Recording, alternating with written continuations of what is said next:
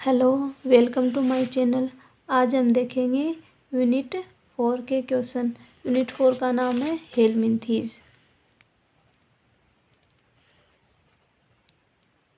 जो यूनिट 4 है हेलमिंथीज, उसको दो भागों में बांटा गया। एक तो प्लेटी हेलमिंथीज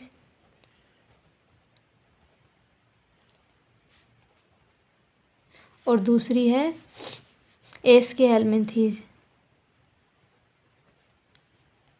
तो सबसे पहले अपन जो प्लेटी हेलमिंथीज है उसके एमसीक्यू देखते हैं। तो सबसे पहला क्वेश्चन है, सबसे छोटा फीताकृमि होता है।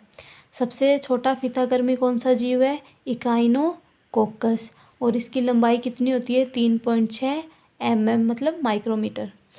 नेक्स्ट क्वेश्चन है, ज्वाला कोशिकाओं का संबंध है किससे? है उत्सर्जन से।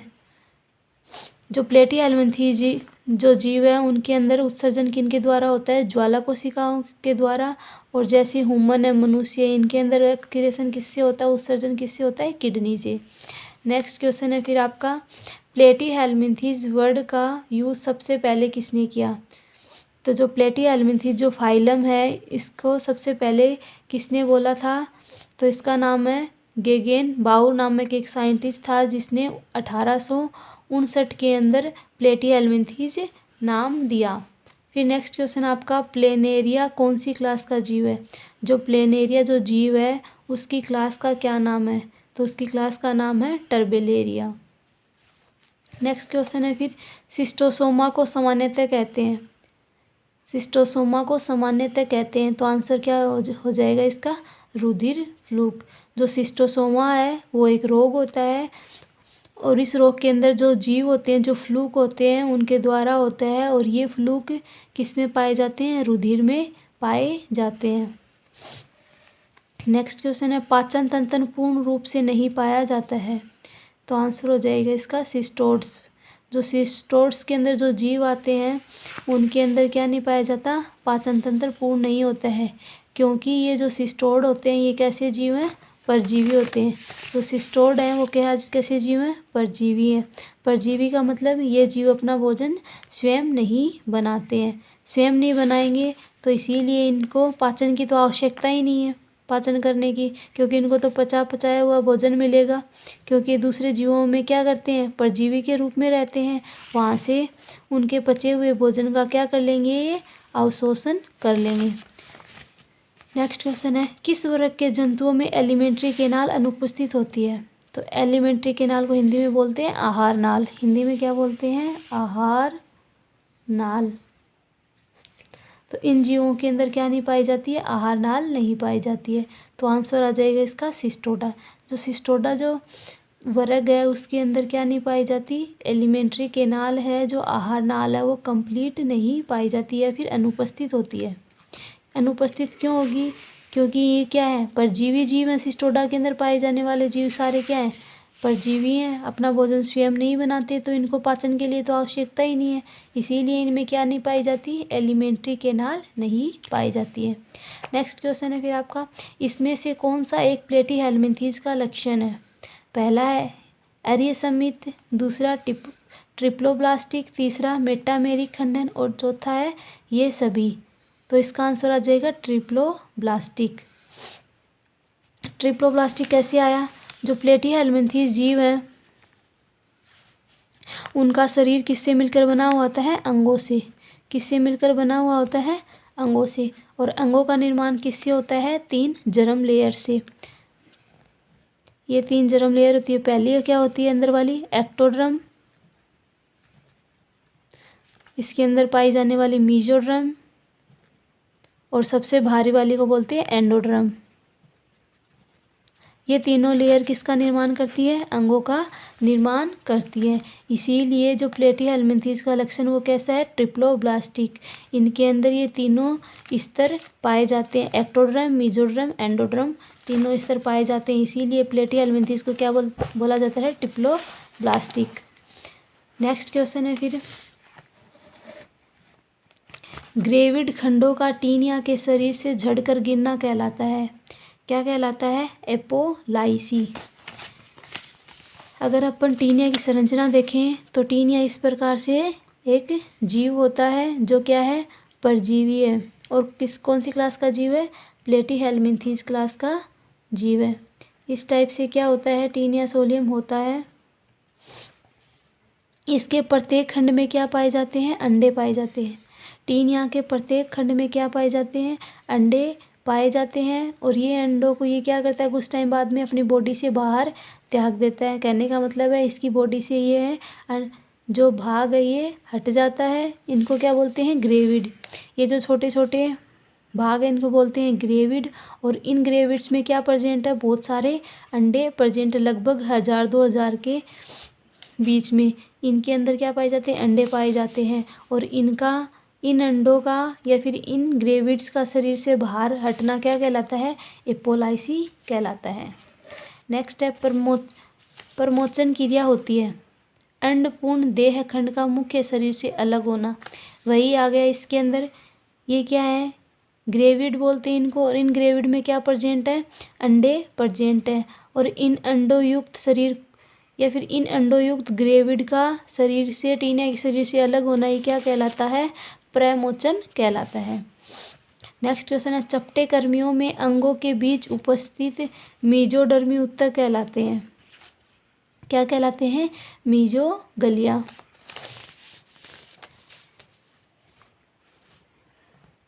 ये जो जीव है इनके बीच में ये एक्टोड्रम, ये मीजोड्रम, इसके बीच में जो ये एक्टोड्रम, ये वाली तो एक्टोड्रम बाहरी वाली तो, और ये बीच वाली क्या आ जाएगी इसमें? एंडोड्रम। इस एंडोड्रम के बीच में क्या पाई जाती है? मीजोगिलिया। कहने का मतलब है यहाँ पे जो ये जगह है इसमें क्या पाई जाती है? प्रोटीन पाई जाती है। इसे ही क्या बोला गया है? मीजोगलिया। इस बीच वाले भाग को जिसे मैंने डार्क किया है इसको क्या बोलते हैं? मीजोगिलिया। चपटे कर्मियों में अंगों के बीच उपस्थित मीजोडर्मी उत्तक कहलाते हैं। मीजोड्रम है ना, मीजोड्रम के अंदर क्या पाई जा रही है? प्रोटीन पाई जा रही है। उन उत्तक को क्या बोला गया है? मीजोगलिया। नेक्स्ट क्वेश्चन है, ब्लेडर कर्मी पाया जाता है। ब्लेडर कर्मी पाया जाता है किसमें पाया जाता है? सुअर या गाय की मांसपेशियों में। होता क्या है ब्लेडर कर्मी? ब्लेडर कर्मी किसे बोलते हैं? ब्लेडर कर्मी को इंग्लिश में बोलते हैं वर्म कर्मी। ब्लेडर कर्मी किसमें पाया जाता है? ये पाया जाता है गाय व अदर जीवों की मांसपेशियों में। ब्लेडर वर्म इसको इसलिए बोलते हैं क्योंकि ये मूत्राशय के जैसा होता है। जैसी मूत्राशय की शेप होती है वैसी इसकी शेप होती है और इसमें भी क्या पाया जाता है? लिक्विड पदार्थ भरा हुआ रहता है। इसीलिए इसको क्या बोलते हैं? ब्लेडर कर्मी या ब्लेडर वर्म बोलते हैं। नेक्स्ट है, मिजेले पोर्क मास का कारण है। मिजेले पोर्क मास का कारण है, आंसर आ जाएगा सिस्टीसर्कस की उपस्थिति। सिस्टीसर्कस की उपस्थिति। तो होता क्या है मिजेले पोर्क? सिस्टीसर्कस किस में बनते हैं? टीनिया में बनते हैं। अब टीनिया का जैसे इतना बड़ा भाग आप हटा दो तो इनको क्या बोलेंगे? सिस्टीसर्कस। सिस्टीसर्कस क्या होती है? टीनिया की एक अवस्था होती है जिसके अंदर क्या होते हैं? जिसके अंदर जैसे ये गाय है या फिर सुअर है, ठीक है, इसके मांस में क्या प्रेजेंट है? अगर ये सिस्टीसर्कस प्रेजेंट है तो इसीलिए इसको क्या बोलेंगे? मिजेले पोर्क। मिजेले पोर्क का मतलब है जो गाय है, सुअर है, उनके अंदर क्या पाए जाते हैं? टीनिया सोलियम पाया जाता है। और जो मनुष्य गाय व सुअर का मांस खाता है उनके अंदर भी ये सिस्टीसर्कस पहुंच जाते हैं और रोग फैलाते हैं। नेक्स्ट है, ब्लेडर वर्म लार्वा है। कैसा जीव है ये? एक टेप वर्म है। कैसा जीव है? Tape worm. नेक्स्ट है, आस्मोट्रॉफी पाई जाती है। आस्माट्रॉफी किस में पाई जाती है? टीनिया में पाई जाती है। नेक्स्ट क्वेश्चन है, एलोजेनेसिस एक प्रकार का पीढ़ी एकांतरण है जो पाया जाता है। एलोजेनेसिस क्या है? एक पीढ़ी एकांतरण होता है जो किस में पाया जाता है? लीवर फ्लूक में। नेक्स्ट क्वेश्चन है, इनमें से कौन त्रिस्तरीय जंतु है? तो हिरुडिनेरिया, दूसरा ऑप्शन है टीनिया सोलियम, तीसरा एस्केरिस और ऑल ऑफ दीज। त्रिस्तरीय का मतलब 3 स्तर पाए जाएंगे, एक्टोड्रम, मीजोड्रम, एंडोड्रम। तो हिरुडिनेरिया को बोलते हैं लीच या जोंक। इसके अंदर भी क्या पाए जाते हैं? तीनों स्तर पाए जाते हैं। क्योंकि ये भी एक प्लेटिया हेलमिंथीज का जीव है। एस्केरिस भी एस्के हेलमिंथीज का जीव है। टीनिया सोलियम भी प्लेटिया हेलमिंथीज का जीव है। इसीलिए इसमें आंसर क्या आ जाएगा, ये सभी। आपको मैंने पहले वाले वीडियो में बताया है कि जीवों की उत्पत्ति कैसे होती है। एक कोशिका से क्या बनेंगे, उत्तक बनेंगे। उत्तक से क्या बनेंगे, अंग बनेंगे। ठीक है। और जो प्रोटोजोआ फाइलम था सबसे पहले का, प्रोटोजोआ के अंदर कैसे जीव आते थे, एक कोशिकीय जीव। पोरीफेरा के अंदर बहुकोशिकीय जीव। और सिलेंट्रेटा के अंदर उत्तक पाए जाते थे। और प्लेटी हेलमिंथीज से क्या बनना स्टार्ट हो जाएंगे, अंग बनना स्टार्ट हो जाएंगे। और अंग का निर्माण कौन करता है, एक्टोडर्म, मेसोडर्म, एंडोडर्म, तीनों लेयर। तो ये तीनों लेयर किन में पाई जाती है, हिरुडिनेरिया में पाई जाती है, एस्केरिस में भी पाई जाती है और टीनिया सोलियम में भी पाई जाती है। क्योंकि ये तीनों जीव किसके जीव हैं, कौन से फाइलम के जीव है, हेलमिंथीज के। या फिर हेलमिंथीज को अपन ने दो भागों में बांटा गया, प्लेटिया हेलमिंथीज और दूसरा एस्के हेलमिंथीज। तो हिरुडिनेरिया, टीनिया सोलियम ये तो किसके जीव है, प्लेटिया हेलमिंथीज के। और एस्केरिस किसका जीव है, एस्के हेलमिंथीज का। इसके बाद में नेक्स्ट क्वेश्चन है, इनमें से कौन सा जंतु समूह है आंतरिक परजीवी नहीं है। इनमें से कौन सा जंतु समूह है आंतरिक परजीवी नहीं है। कौन सा नहीं है, टर्बीलेरिया। कहने का मतलब है ये जीव जो है ये कैसा जीव है, आंतरिक परजीवी नहीं है। कहने का मतलब है परजीवी दो प्रकार के होते हैं। कितने प्रकार के होते हैं परजीवी, परजीवी दो प्रकार के होते हैं। परजीवी के किसे बोलते हैं पता ही आपको, वे जीव जो अपना भोजन स्वयं नहीं बनाते हैं, जो भोजन के लिए दूसरे जीवों पर डिपेंड रहते हैं। दो प्रकार के, एक तो अंतः परजीवी और दूसरा बाह्य परजीवी। जो बॉडी के अंदर रह के, दूसरे जीव की बॉडी के अंदर रह के अपना जीवन यापन करते हैं या फिर वहाँ से पोषण लेते हैं, उसे तो बोलते हैं अंतः परजीवी। और बाह्य परजीवी बोलेंगे वे जीव जो बॉडी के बाहर प्रेजेंट होके क्या करते हैं, पोषण लेते हैं, वो क्या कहलाएंगे, बाह्य परजीवी। बाह्य परजीवी का एग्जाम्पल देखें तो गर्ल्स में क्या पड़ती हैं, जुएँ पड़ती हैं। तो वो क्या करती हैं, जुएँ बाहर से ही तो पोषण ले रही हैं। और अंतः परजीवी के अंदर क्या जाएगा, एस्केरिस। एस्केरिस क्या करता है, पेट के अंदर आंत में पाया जाता है और आंत से क्या लेता है, ये पोषण लेता है। तो इसके अंदर है कि ये सारी जितनी भी क्लास है, स्पोरोजोआ है, सिस्टोडा है, ट्रिमेटोडा, ये तीनों क्लास के जीव कैसे हैं, आंतरिक परजीवी है। कहने का मतलब जीव के अंदर रह के पोषण लेते हैं। और जो टर्बेलेरिया है वो क्या है, इसके अंदर आंतरिक परजीवी नहीं है। नेक्स्ट क्वेश्चन है, किस संघ में वास्तविक देह गुहा एब्सेंट होती है। वास्तविक देह गुहा किस में नहीं पाई जाती, निमेटोडा में नहीं पाई जाती है। बाकी एनेलिडा, मोलस्का, इकाइनोडर्मेटा तीनों में क्या पाई जाती है, वास्तविक देह गुहा पाई जाती है। क्योंकि देह गुहा का निर्माण एनेलिडा से स्टार्ट हो जाता है। नेक्स्ट है, हाथी पाँव रोग नामक रोग का वाहक है। जो हाथी पाँव रोग होता है वो किसके द्वारा फैलता है, मच्छर के द्वारा फैलता है। और मच्छर का नाम क्या है, संक्रमित क्यूलेक्स मच्छर। वाहक कौन होता है इसमें, संक्रमित क्यूलेक्स मच्छर होता है। हाथी पाँव रोग के अंदर क्या होता है, किसी भी व्यक्ति को ये मच्छर काट लेता है तो उसके अंदर जो उनका पाँव होता है वो क्या हो जाता है, सूज के काफ़ी बड़ा हो जाता है। इसीलिए इसको क्या बोलते हैं, हाथी पाँव रोग बोलते हैं। उसका पैर, जो भी मनुष्य को काटता है उसका पैर हाथी के जैसे काफ़ी भारी हो जाता है।